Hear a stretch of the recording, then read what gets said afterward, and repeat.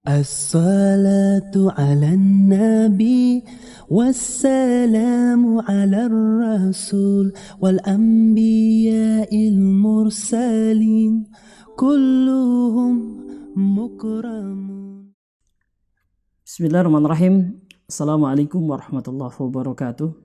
Alhamdulillahi rabbil alamin. Wassalatu wassalamu ala ashrafil anbiya wal mursalin Muhammad ibn Abdullah wa ala alihi wa ashabihi wa man tabi'ahum bi ihsan ila yaumil qiyamah. Tsumma amma ba'du. Sahabat LC yang dirahmati oleh Allah, alhamdulillah pada kesempatan penuh barakah kali ini kita kembali dipertemukan dalam pembahasan As-Sirah An-Nabawiyah, biografi kehidupan Nabi kita yang mulia, Nabi Muhammad SAW. Dan insya Allah pada kesempatan yang penuh barakah ini, tema yang akan kita bahas adalah tentang kelahiran Nabi Muhammad SAW dan kaitannya dengan peristiwa yang disebut dengan tahun gajah.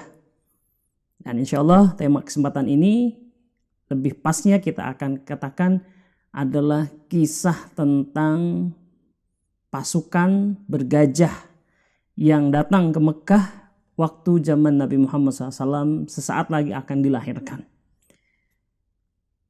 Sahabat yang dirahmati oleh Allah Subhanahu wa Ta'ala, kita tahu bahwa kelahiran Nabi Muhammad SAW adalah satu peristiwa yang besar, di mana di situ lahir seorang insan yang telah dipersiapkan oleh Allah Subhanahu wa Ta'ala untuk membuat sebuah perubahan dari keadaan zaman jahiliyah menuju zaman Islam, dari zaman yang penuh dengan kegelapan menuju zaman yang penuh dengan cahaya yang terang benderang, yaitu Islam itu sendiri.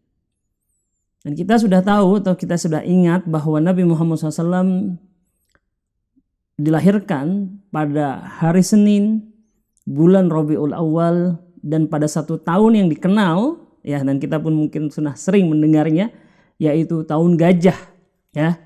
Tentang bahwa Nabi Muhammad SAW itu dilahirkan pada hari Senin, ini adalah sesuai dengan yang disabdakan oleh beliau Rasulullah SAW ketika ditanya, kenapa engkau wahai Rasulullah SAW senang untuk berpuasa pada hari Senin?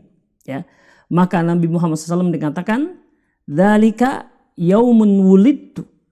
Ya, itu adalah hari di mana aku dilahirkan. Wa yauman ub'ats, atau dan hari di mana ketika itu aku dibangkitkan, ya, dan hari di mana ketika itu Allah Subhanahu wa Ta'ala menurunkan Al-Quran kepadaku. Jadi jelas berdasarkan keterangan tersebut dan hadis tersebut bahwa Nabi Muhammad SAW dilahirkan di hari Senin ya, di bulan Rabiul Awal, karena para ahli sejarah sepakat bahwa bulan di mana Nabi Muhammad SAW wafat adalah bulan yang sama di mana Nabi Muhammad SAW lahir. Jadi beliau Rasulullah SAW itu wafat pada bulan Rabiul Awal tahun 11 Hijriah. Ya, beliau Rasulullah SAW pun lahir di bulan Rabiul Awal. Ya. Sementara itu disebut dengan tahun gajah. Nah, ini berbeda mungkin ya, dan ini adalah berbeda dengan penyebutan-penyebutan pada kebudayaan-kebudayaan lain yang mereka menggandengkan tahun mereka dengan nama-nama binatang. Ya, seperti kita ketahui ada sebuah budaya yang menyebutkan bahwa setiap tahun itu berubah-ubah ya, dan akan kembali lagi kepada nama yang sebelumnya. Misalkan tahun ini tahun ayam, besoknya tahun kerbau, besoknya lagi tahun kuda misalkan. Nanti kembali lagi tuh kepada tahun ayam lagi gitu ya. Nah, itu bukanlah seperti itu. Yang disebut dengan tahun gajah itu adalah tahun di mana ada satu peristiwa di mana sebuah pasukan besar yang berasal dari Yaman datang untuk menghancurkan Ka'bah, dan pasukan itu dilengkapi dengan tentara-tentara gajah. Ya, jadi bukan seperti budaya yang lain yang disebutkan tadi, yaitu penamaan tahun dengan nama binatang kemudian bergilirkan ya, ataupun diputar-putar, bukan ya. Tapi ini adalah untuk mengingatkan ada satu peristiwa penting atau peristiwa besar di mana ketika itu ada serangan pasukan bergajah, gitu ya. Hadirin rahimakumullah. Tadi kita katakan bahwa Nabi Muhammad SAW dilahirkan di tahun gajah. Ya. Tahun gajah adalah tahun di mana ketika itu pasukan bergajah yang berasal dari Yaman datang untuk menghancurkan Ka'bah. Ya. Nah ceritanya gimana? Ceritanya begini hadirin rahimakumullah. Seperti kita ketahui, waktu itu peradaban dunia masih sangat terbatas. Kerajaan-kerajaan, imperium-imperiumnya juga sangat terbatas. Ketika itu ada 2 imperium besar yang menguasai dunia, yaitu Imperium Persia dan Imperium Romawi. Nah mereka ini, 2 imperium ini terus melebarkan kekuasaan mereka ke berbagai daerah. Di antara kekuasaan Romawi itu sudah sampai mereka menguasai wilayah Afrika. Ya, lebih khusus adalah wilayah yang disebut dengan Kerajaan Habasyah. Jadi Kerajaan Habasyah adalah sebuah kerajaan yang tunduk kepada kerajaan Romawi. Mereka agamanya sama dengan orang-orang Romawi, yaitu mereka memeluk agama Nasrani. Ya. Nah begitu kerajaan Habasyah ini menjadi kerajaan Nasrani atau menjadi kerajaan cabang dari Romawi, maka dia akan berusaha menyebarkan pengaruh-pengaruh Romawi, agama-agama yang dianut oleh Romawi ke berbagai daerah atau ke berbagai wilayah untuk meluaskan kekuasaannya. Nah termasuk daerah yang dekat walaupun dipisahkan oleh lautan dari kerajaan Habasyah ini adalah Yaman. Maka kerajaan Habasyah ini kemudian menyebarkan pengaruh Romawi di negeri Yaman. Mereka menguasai Yaman, lantas kemudian mereka angkat pemimpin-pemimpinnya berasal dari Habasyah yang berarti agamanya juga Nasrani. Ya, maka ketika itu mulailah banyak penduduk-penduduk suku Arab asli. Mereka ini beragama Nasrani. Ya, yang tentu saja tadi kita katakan itu disebarkan oleh kerajaan Habasyah yang merupakan jajahan dari negeri atau Imperium Romawi. Maka banyak sekali dari penduduk-penduduk Yaman dan juga pendatang-pendatang dari Habasyah dari berbagai negeri yang lainnya yang beragama sama dengan Nasrani itu berada di Yaman. Nah, termasuk yang sangat berjasa tanda kutip ya dalam penyebaran agama Nasrani dan juga pengaruh Habasyah di Yaman itu adalah jenderal ataupun pimpinan militer yang ditugaskan oleh Raja Najasyi kepada ke negeri Yaman, yaitu yang disebut dengan namanya Abraha. Ya, Abraha ini adalah seorang jenderal yang sangat kuat, ya, yang sangat terlatih dan bisa diandalkan oleh Raja Najasyi. Siapa Najasyi? Najasyi itu adalah julukan atau gelar bagi raja negeri Habasyah. Ya, dan Najasyi yang ini yang kita sebutkan ini yang memimpin atau yang mengirimkan Abraha ke negeri Yaman ini bukanlah Najasyi yang kelak sejaman dengan Nabi Muhammad SAW. Ini beda lagi, ya. Itu hanyalah gelar bagi pemimpin kerajaan Habasyah, maka disebut dengan Najasyi. Mungkin yang membedakan itu adalah Najasyi 1, Najasyi 2, Najasyi 3 dan seterusnya, gitu ya. Nah, Najasyi ini mengirimkan satu panglima yang kuat, namanya Abraha. Maka dia berhasil menaklukkan Yaman, membuat sebagian penduduk Yaman yang tadinya mereka ini beragama bukan agama Nasrani, itu memeluk agama Nasrani. Dan tentu saja Abraha tidak puas dengan keadaan ini. Dia tahu yang namanya Jazirah Arab itu sangat luas sekali. Ya, ada wilayah Mekah, ada wilayah Madinah, ya, atau Yasrib, dan kota-kota dan suku-suku yang sangat banyak sekali. Dan dia ingin menyebarkan agama Nasrani itu. Gitu ya. Dan dia juga ingin memajukan ekonomi. Ya, Yaman itu ingin dibuat sebagai pusat perdagangan. Nah, dia menemukan di penduduk Yaman itu yang tidak mau memeluk agama Nasrani. Mereka setiap tahun, terutama di bulan Zulhijjah, itu datang ke suatu tempat yang disebut dengan Mekah. Ya, datang ke suatu tempat yang disebut dengan Mekah, nanti mereka akan beribadah ke sana, lantas kemudian setelah selesai, mereka akan kembali ke Yaman. Gitu. Nah, ditanya sama Abraha, kalian ke sana itu mau ngapain? Ya, kenapa kalian tidak memajukan kota Yaman saja, beribadah di Yaman saja, di Sona'a maksudnya kota ibu kota Yaman waktu itu dan sampai sekarang itu. Ya, beribadah di Yaman saja cukup itu. Mereka bilang penduduk-penduduk sana itu ya bahwa agama kami memerintahkan kepada kami untuk mengunjungi daerah itu yaitu Mekah setahun sekali untuk melaksanakan sebuah ibadah yang disebut dengan ibadah haji. Gitu ya, suatu ibadah yang disebut dengan ibadah haji. Dan karena di sana ada sebuah rumah di mana rumah itu memang dikhususkan untuk menyembah Allah Subhanahu wa taala. Rumah itu disebut dengan Baitullah atau Ka'bah. Itulah kami setiap tahun mengunjungi sana. Nah, Abraha kemudian dia berpikir, ya, kalau mereka ke sana, ke kota Mekah, hanya untuk mengunjungi sebuah rumah yang dikatakan sebagai pusat peribadatan, kenapa tidak membuat saja sebuah rumah ibadah yang khusus, ya, untuk penduduk Yaman, bahkan bisa mendatangkan dari penduduk negeri Arab yang lainnya ke tempat itu. Sehingga dia bisa mempengaruhi orang-orang yang lainnya yang belum masuk Islam, terutama daerah-daerah Arab itu, untuk mengajaknya untuk masuk agama Nasrani. Ya, minimal penduduk Yaman mereka tidak bepergian ke Mekah gitu ya setiap tahun sekali. Maka dia ketika itu punya program untuk membuat rumah ibadah, ya, yang disebut, karena dia beragama Nasrani, kita akan katakan akan membuat sebuah gereja, akan membuat sebuah kanisah, ya, yang dia desain sesuai dengan memang tipikal, ya, dari kerajaan induknya Romawi yang memang sangat kaya dengan hasanah seni arsitektur. Yang dia akan buat lebih mewah, lebih mengagumkan dan membanggakan. Tujuannya apa? Tujuannya agar mereka yang pergi ke Mekah itu tidak lagi pergi, mereka sudah punya, ya, rumah ibadah baru di Yaman. Ya, dan juga lebih jauh lagi orang-orang yang tadi di daerah Jazirah Arab yang selama ini mereka mengagungkan, mereka berkunjung ke rumah Allah, ke Baitullah, itu bisa dialihkan ke tempat ini. Gitu. Maka dibuatlah proyek itu. Jadilah sebuah proyek atau jadilah sebuah kanisah, sebuah gereja, tempat peribadatan yang sangat-sangat mewah.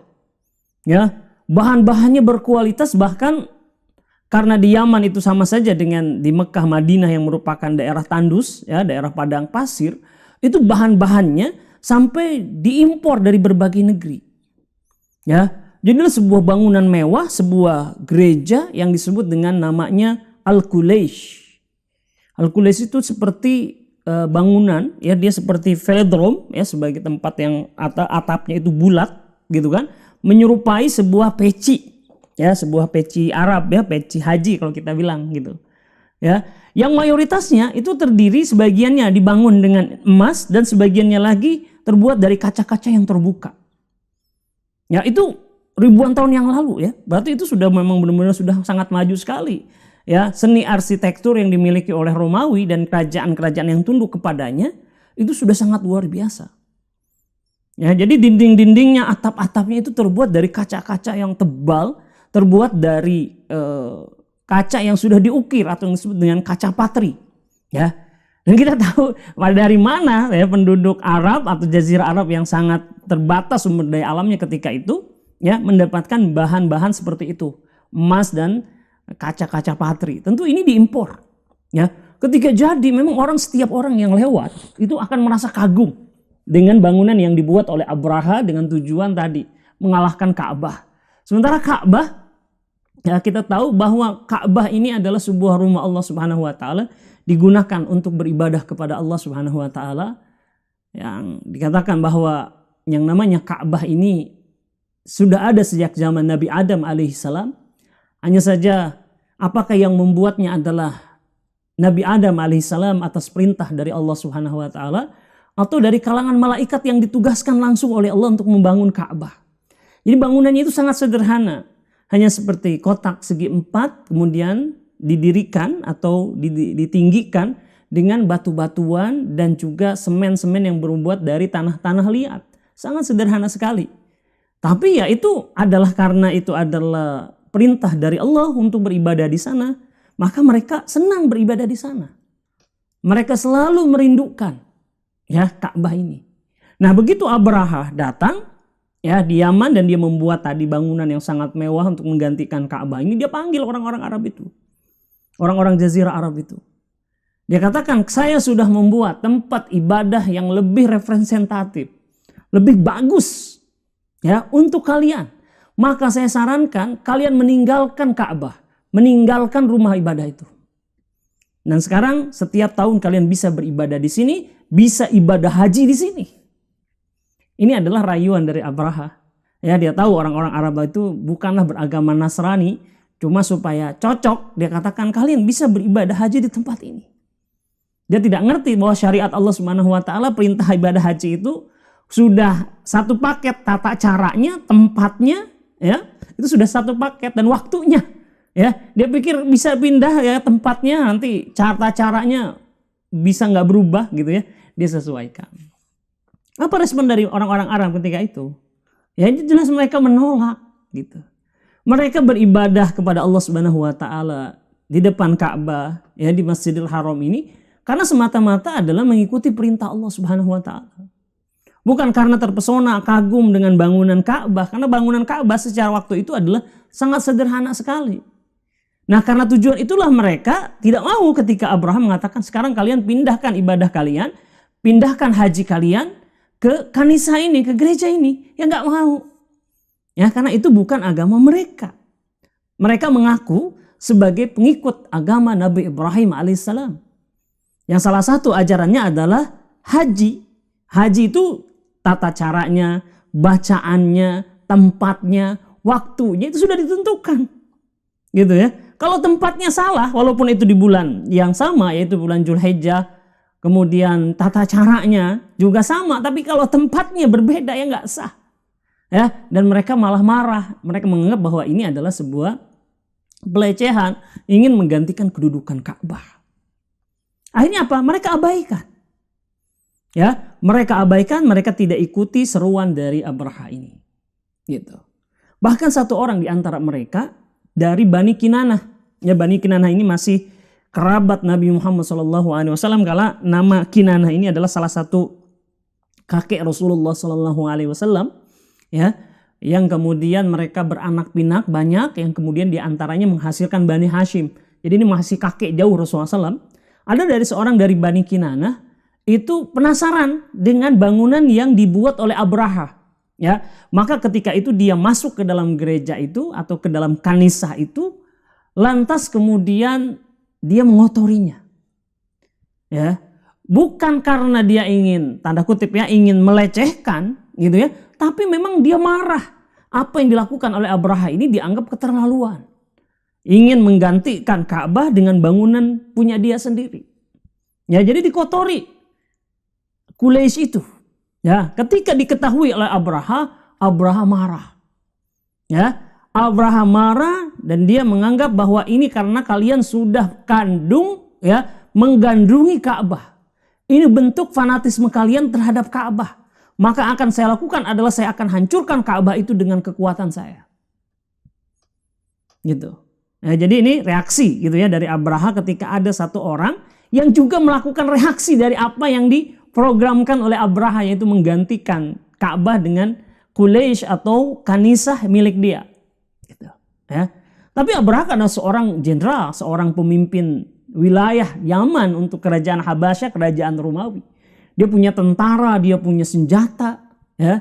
Maka apa yang dilakukan oleh Kinanah ini, seorang dari Bani Kinanah ini dianggap keterlaluan. Maka dia ketika itu akan menggerakkan pasukannya untuk menghancurkan Ka'bah. Ya, akan menghancurkan Ka'bah. Maka dia berangkat dengan ribuan tentaranya. Dengan bersenjata lengkap, dan prajurit ini tangguh karena dilatih langsung oleh Romawi. Dan kita tahu Romawi itu adalah sebuah imperium yang sangat terlatih dalam peperangan-peperangan. Ya, baik perang melawan Persia maupun musuh-musuhnya. Jadi ribuan tahun terlatih. Dan dia bawa pasukan itu untuk menghancurkan Ka'bah. Dan untuk memastikan bahwa itu berhasil, dia membawa juga gajah-gajah Afrika yang memang dia kandangkan, dia simpan di Yaman, ya. Dan gajah-gajah ini aslinya adalah dari Afrika, karena di Yaman gak mungkin gajah itu ya bisa hidup di alam bebasnya. Jadi gajah itu dipelihara oleh Abraha di Yaman, menjadi salah satu bentuk tentara dia, ya. Dan digunakan gajah itu cukup banyak, ada yang mengatakan 6, ada yang mengatakan 8, ada yang mengatakan 1 lusin gajah. Dan dipimpin atau gajah itu memiliki pemimpin, ya, atau memiliki yang paling gede, paling kuat, nama gajahnya Mahmud. Ya, maka berangkatlah ribuan ini dengan puluhan gajah yang dipimpin oleh Mahmud. Ya, Gajah Mahmud namanya. Ya. Nah, di sepanjang perjalanan suku-suku Arab yang mengetahui niat dari Abraha ini menghancurkan Ka'bah, mereka berusaha untuk melakukan perlawanan. Tapi apalah daya mereka. Mereka ini hanya suku-suku kecil, hanya kabilah-kabilah kecil yang tinggal di padang pasir, yang tidak terlatih secara peperangan, apalagi menghadapi senjata dan kendaraan-kendaraan perang milik Abraha yang diantaranya gajah. Ya, sehingga perlawanan mereka itu tidak berarti. Ya, dan Abraha terus melaju menuju Ka'bah. Ya, nah, ketika dia dalam keadaan kebingungan, mana arah Ka'bah atau mana arah Masjidil Haram atau Mekah, dia bingung. Karena kita tahu waktu itu belum ada jalan raya, belum ada jalan umum, ya. Semuanya itu hanya lewat penunjuk jalan atau orang yang berpengalaman. Dia dalam keadaan kebingungan. Maka kemudian datanglah seseorang yang sebenarnya orang ini dikalahkan oleh Abraha pada pertempuran sebelumnya. Tapi orang ini memilih damai. Ya, dia memilih menjadi pengkhianat Ka'bah. Ya, pengkhianat Ka'bah maksudnya dia menawarkan diri untuk menjadi penunjuk jalan menuju Ka'bah, menuju Mekah. Nama orang ini disebut dengan Abu Rigol. Ya, Abu Rigol. Ya, Abu Rigol ini tahu jalan menuju Mekah. Ya, dan dia jelas melakukan pengkhianatan bahwa Mekah, Ka'bah adalah kota suci dia, tempat dia beribadah kepada Allah Subhanahu wa taala, tapi untuk mendapatkan dunia dia rela, ya. Dia rela untuk menghancurkan tempat ibadahnya sendiri. Ya, ini disebut Abu Rigol namanya. Ya, maka orang-orang Arab itu untuk menggambarkan sebuah pengkhianatan, mereka akan mengatakan kamu ini melakukan pengkhianatan. Kamu ini tak beda jauh dengan Abu Rigol. Misalkan. Sampai sekarang. Ya, untuk menggambarkan pengkhianatan jahat yang dilakukan oleh seorang yang disebut dengan Abu Rigol. Kalau ada orang jahat melakukan pengkhianatan, ya dikatakan orang ini lebih jahat dari Abu Rigol. Ya, itu diabadikan. Gitu ya. Bahkan kuburan atau suatu tempat yang dipercaya Abu Rigol itu pernah di situ atau mati di situ, itu oleh orang Arab dijadikan monumen untuk dilempari. Ya, untuk dilempari, untuk melampiaskan kebencian mereka ataupun juga ketidaksukaan mereka terhadap pengkhianatan Abu Rigol. Dan benar, ternyata Abu Rigol mengantarkan pasukan Abraha itu di pinggiran kota Mekah. Ya, udah siap nih, bentar lagi akan masuk ke kota Mekah, dia bikin tenda di sana, melakukan persiapan, pasukannya diistirahatkan dan disiapkan, ya, kemudian unta-unta dan gajah-gajahnya diberi makan yang cukup supaya besok harinya bisa menyerang. Nah, di pinggiran itu ternyata adalah pusat penggembalaan unta.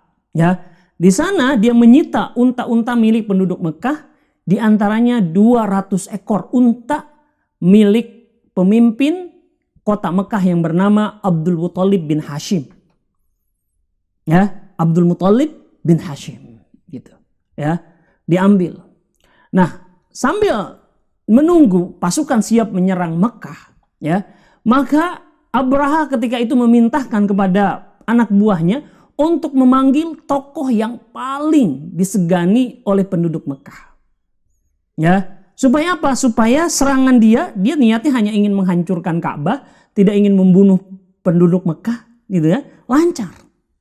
Maka didatangkanlah Abdul Muthalib. Ya, Abdul Muthalib ini di hadapan Abraha dianggap dia adalah seorang laki-laki yang memiliki kedudukan yang tinggi. Ya, dihormati oleh masyarakatnya. Wajahnya adalah wajah yang penuh dengan kewibawaan. Itulah Abdul Muthalib di mata Abraha. Maka begitu datang, maka disambut Abdul Muthalib ini. Dijamu, disilahkan duduk, ya, dan kalau ada keinginan atau apapun dipersilahkan. Sampai Abraha mengatakan, ya Abdul Muthalib, Anda adalah orang yang memiliki wajah yang penuh wibawa. Ya, Anda adalah pemimpin kaum Anda. Saya sangat menghormati Anda. Oleh karena itu, wahai Abdul Muthalib, ya, saya beritahukan tujuan saya ke sini hanya ingin menghancurkan Ka'bah. Ya, hanya ingin menghancurkan Ka'bah, tidak ingin berniat mengganggu penduduknya, ya, maka tolong Anda kondisikan. Ya, jangan melakukan perlawanan karena pasti akan kalah. Penduduk Mekah mungkin waktu itu nggak ada ribuan, gitu ya. Jadi kalau melakukan perlawanan pasti hancur. Kata Abraha, lebih baik diminta menyingkir. Gitu. Nah, silahkan Anda bicara, wahai Abdul Muthalib. Ya, kata Abdul Muthalib, begini Tuan. Ya, saya kesini ini tujuannya selain memenuhi undangan Tuan, saya juga ingin mendiskusikan sesuatu yang sangat penting buat saya. Ya, Abraha tanya, oh ini pasti masalah Ka'bah nih. Ya, masalah Ka'bah Abdul Muthalib, bukan? Bukan Ka'bah, bukan. Masalah apa? Ini masalah unta. Unta, iya. Kemarin Tuan, itu pasukan Tuan itu melewati tempat gembalaan kami.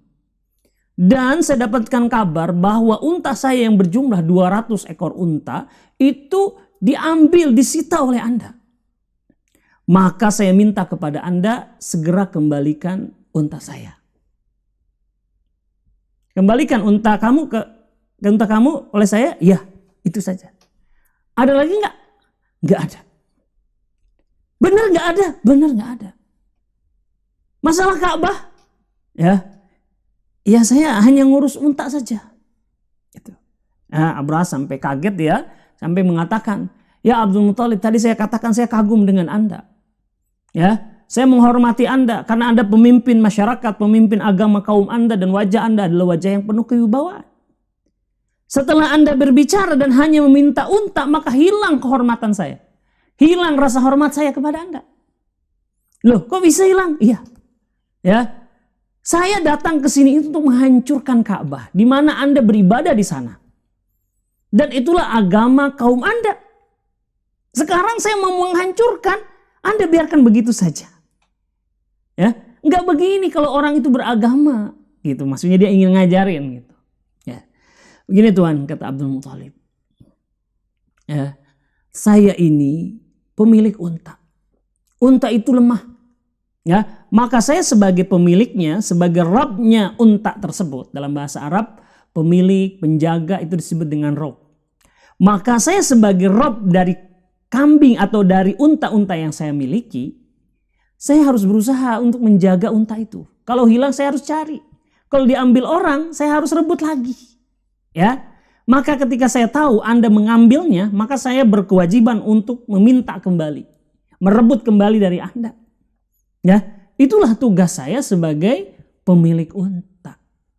Adapun Ka'bah, ya, Ka'bah itu punya pemilik, punya Tuhan, ya, yang akan menjaganya dari siapa saja yang berniat buruk kepadanya, apalagi menghancurkan. Jadi maksudnya Tuhan, kalau Tuhan ingin menghancurkan Ka'bah, Anda akan berhadapan langsung dengan pemiliknya, dengan Tuhannya. Siapa? Allah Subhanahu wa Ta'ala. Apalah kami ini orang-orang lemah, ya, nggak bisa melakukan pencegahan. Gitu. Akhirnya Abraham mengatakan, oh kalau begitu, baiklah, saya akan kembalikan unta kamu, ya, dan besok pagi saya akan hancurkan rumahmu. Dia katakan, ya itu ada pemiliknya Tuhan. Ya, maka kemudian Abdul Muthalib ini kembali kepada kaumnya, ya, dia tahu bagaimana kekuatan pasukan Abraha dengan gajah-gajah yang sangat besar. Dia ingatkan pada penduduk Mekah untuk tidak melawan. Karena hanya akan menjadi kecelakaan.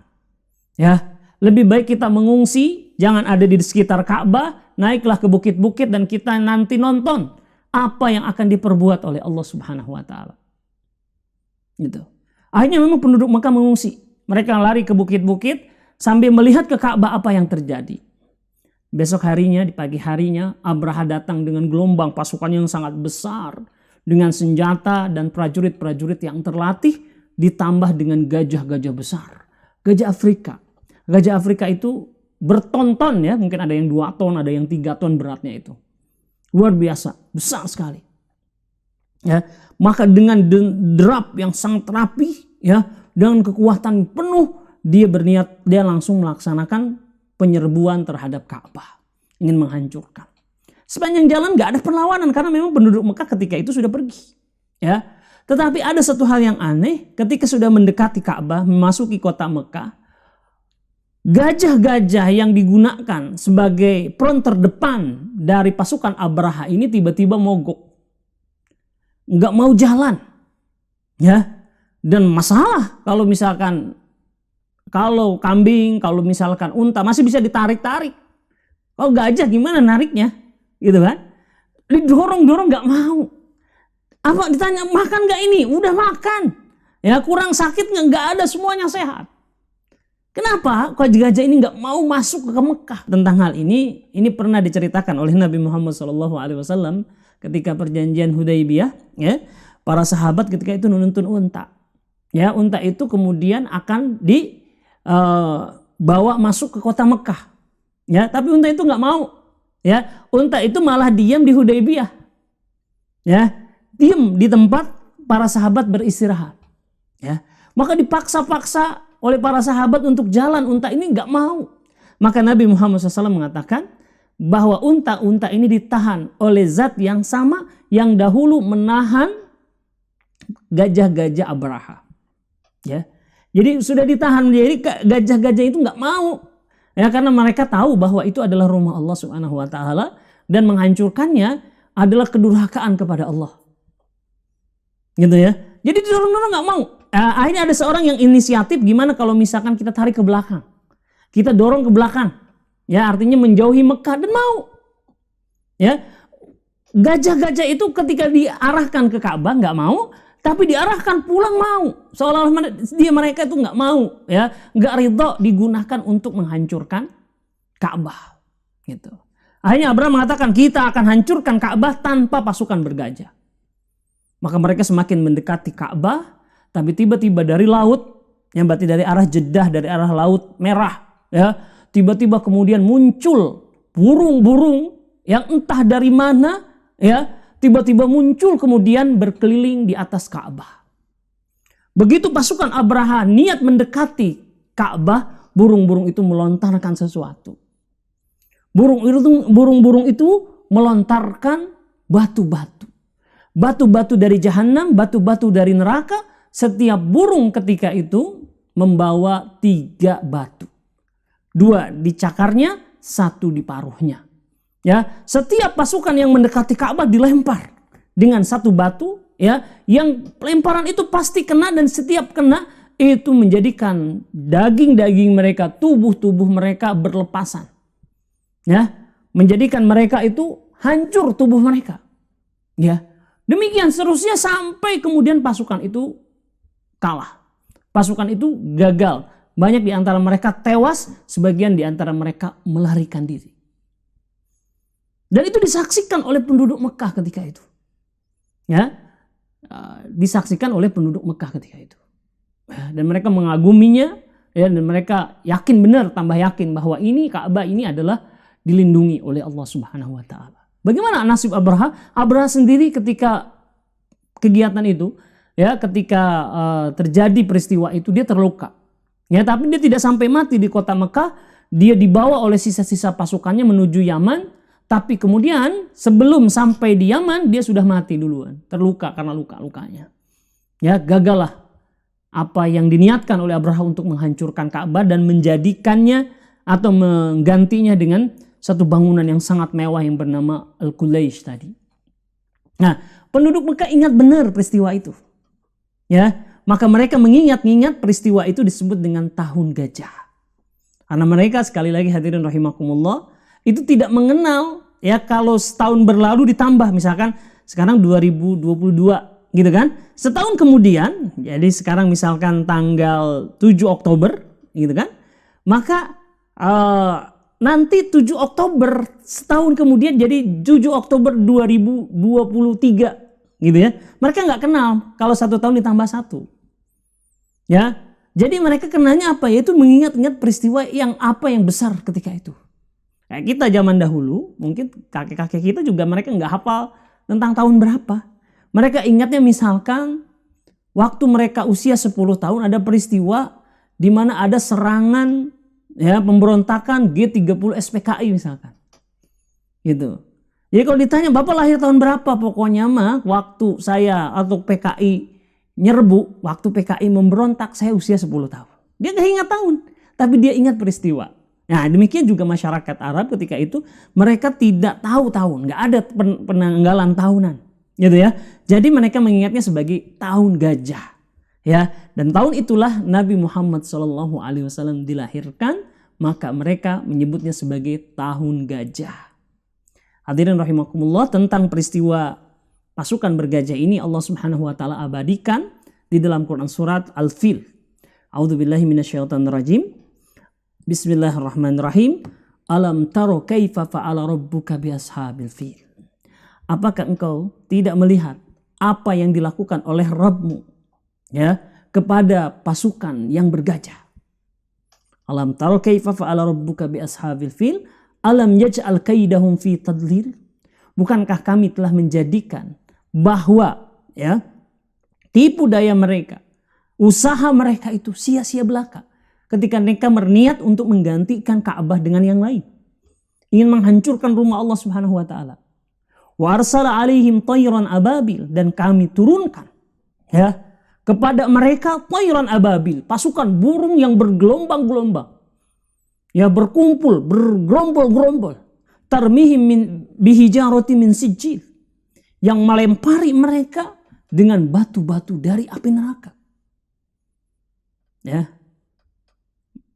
Tarmihim bihijarati min sijil faja'alahum ka'asfi ma'kul. Maka kami jadikan mereka itu hancur seperti hancurnya daun-daun yang dimakan oleh ulat-ulat. Ya, itu yang disebutkan oleh Allah Subhanahu wa taala.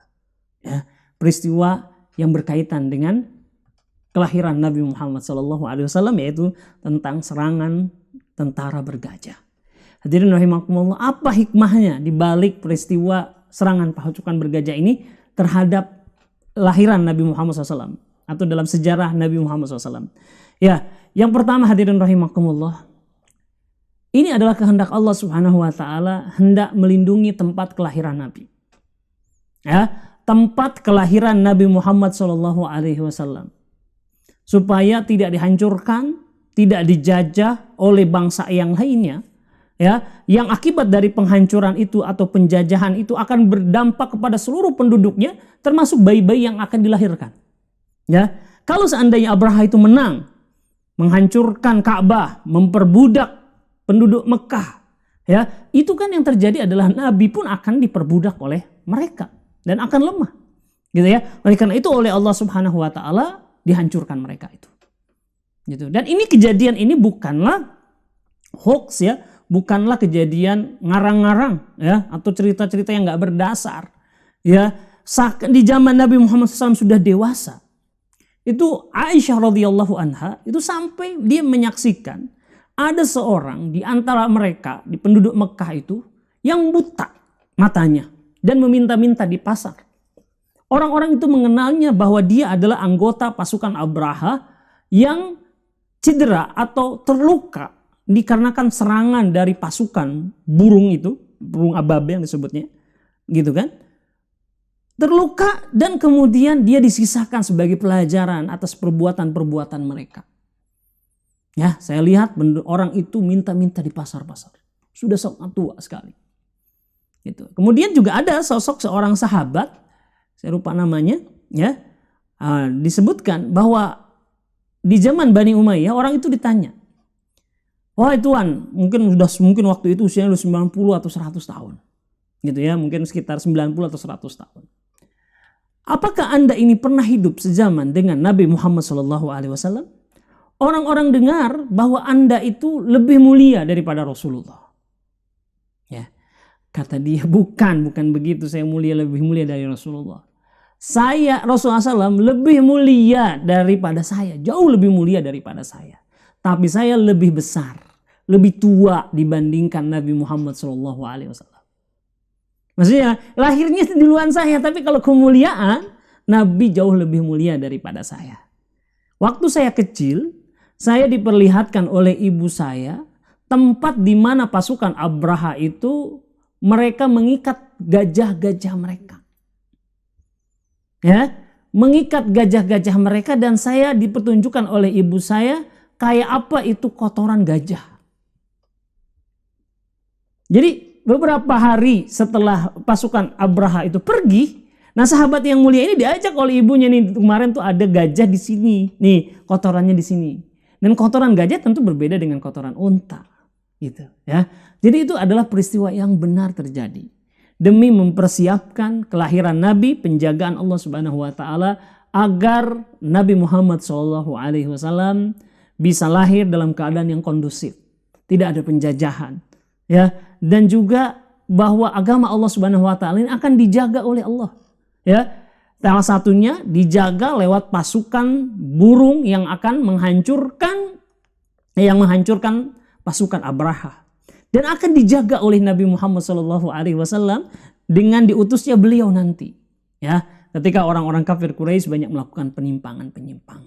Ya, demikianlah satu peristiwa yang terjadi, ya, menjelang kelahiran Nabi Muhammad SAW yang disebut dengan kisah Ashabul Fil, yaitu kisah pasukan dari Yaman yang hendak menghancurkan Ka'bah yang dilengkapi dengan gajah-gajah Afrika yang kuat, tapi mereka kemudian menolak dan akhirnya pasukan Abraha ini dihancurkan oleh Allah Subhanahu wa taala.